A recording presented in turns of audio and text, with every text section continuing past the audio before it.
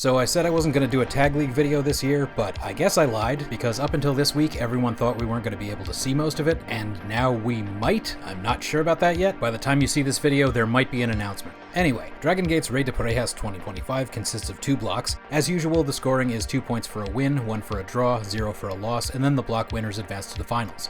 I would try to come up with clever names for the teams this year, but this is really short notice. At A block, D Courage, Yuki Yoshioka, and Dragon Daya. After more than a year of absence due to an eye injury, Yuki's back! And his return match will be the night before the tournament kicks off. Initially, this was going to be Madoka Kikura with Daya again, but Yoshioka asked Kikura if he'd step aside, and he agreed, which makes sense because he'll be in the All Japan Champion Carnival in April and May, so let's not overload the poor boy with tournaments. Considering Daya's big push, and that D-Courage has been in a holding pattern while they waited for Yuki to come back, this is not a bad pick to take the whole tournament, because they clearly had plans that were derailed. Paradox, Susumu Yokosuka, and Kagetora. I was kinda hoping we'd see Not Hug again, but Dragon Kid's probably not quite ring ready for a whole tournament yet, and I'm not gonna complain about any team of Torimon workhorses. This could presumably change, but as of this posting, these two are still Open the Dragongate champions along with BB Hulk. So unless they're pulling a Yamato with all the tag belts too, my bold prediction is just really good matches, but likely not a win. Gold Class, Jackie Kamei and Rita. Jackie hasn't really managed to do much in Gold Class yet, but this team is the reason why he's there in the first place. Rita enjoyed tagging with him after Big Hug dissolved, so he invited him to the Hunky Weirdos unit. Jackie in tag action is always a good time, and Rita has been on quite a tear lately. He's really become a guy to watch in the past year, especially on the Buyuden Zero shows. So honestly, not a bad dark horse pick.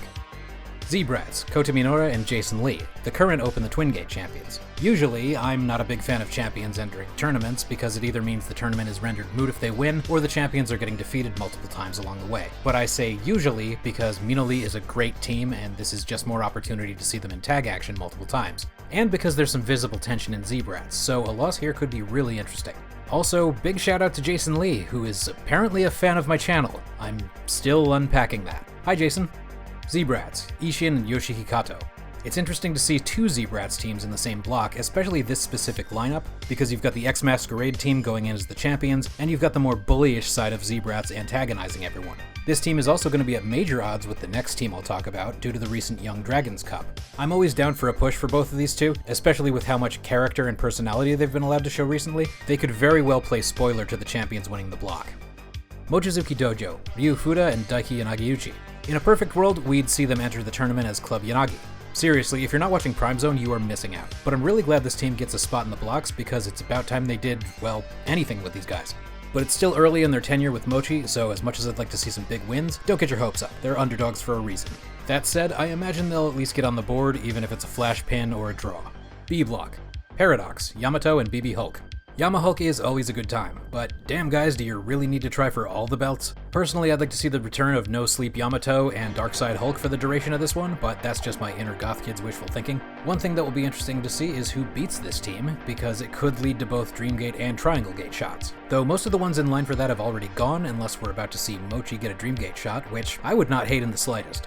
Natural Vibes, Strong Machine J and KZ. At the time I'm recording this, KZ has not challenged Yamato for the Dreamgate yet, but there's going to be an interesting dynamic in this team either way. Either they'll come in as both recent unsuccessful challengers to the Dreamgate, or the really odd one is that it's finally KZ time and Strong Machine J is cool with it even though he just took over the unit. Listen, this is the kind of stuff that just runs through my head all the time, okay? Just go with it. Natural Vibes are due for a bit of a resurgence, and this is the only Vibes team in the blocks because they have 2 inactive members right now, so this is an entirely fair pick for the block winner. But Jay is just coming back from a minor shoulder injury, so he may be working light. Hyo and Kuroshio Tokyo Japan. This team comes out of their comedy match at Final Gate. The former Ikemen is very over in Japan, and so are the leopard antics of Hyo, and there's usually one weirdo team to break things up with some levity, so I have no problem with this. Look, if you're a Westerner, you have a choice. You can either be a whiny baby all month and complain about something you already know isn't intended for you, or you can sit back and drink the white boy tears. My only real gripe here is that Hyo should be in a unit by now, but I assume that's on hold until after Mania Week because he's part of the Vegas trip. Gold Class, Ben K and Mochizuki Jr. This team brings so much personality and talent to the tournament that you'd be forgiven if you forgot Junior has only been doing this for a couple years and used to look like a total goober. But the really fun part about this block is that Junior gets to fight his dad again. Well, in a tag match, but still. Benkei is still presumably the leader of Gold Class, but lately it almost seems like he's taking a backseat to Rita's leadership, which should terrify all of us. Head bunks for everyone. This could be a sleeper team for the block, so keep an eye on their score creeping up. Mochizuki Dojo, Masaki Mochizuki and Akihiro Sahara. Pairing one of the oldest veterans with the newest debut is a really interesting choice, and I like the slow burn they're doing with the rookies not quite getting wins unless heavily assisted by Mochi. As mentioned in my podcast miniseries, cheap plug, if they get decisive wins early on, then what's the point of the dojo? But they keep getting closer, and while I don't see them giving Sahara any big finishes here, I wouldn't rule out the team snagging a few points by Mochi, or maybe even Sahara with a big assist. Zebra, Shun Skywalker and Homare. Yet another mentor-student team, but this one's a little less, let's say, wholesome. Shun is just a force of nature at this point, and Homare is still trying new things to figure out his style. So these two as a pair are bringing a real chaos energy to the blocks. And since Shun has expressed that he's above any title belt in the company and his two main Masquerade boys are the current champions, he's either not going to go as hard as he could for this and try to play spoiler instead, or he's a big fat liar and actually cares a lot about getting accolades in the company. And the thing with Shun is, you never really know. Rey de Parejas 2025 runs from March 2nd to the 30th, with the winners presumably getting an Open the Twingate shot at Dead or Alive on May 5th, because that's usually how it works. And since April is now the big Dragongate USA tour, the Twingate is probably on the back burner until then.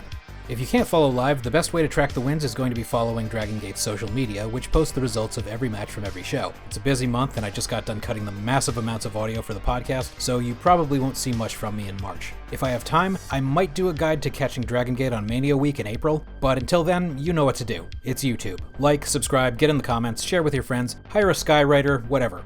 And as always, thanks for watching.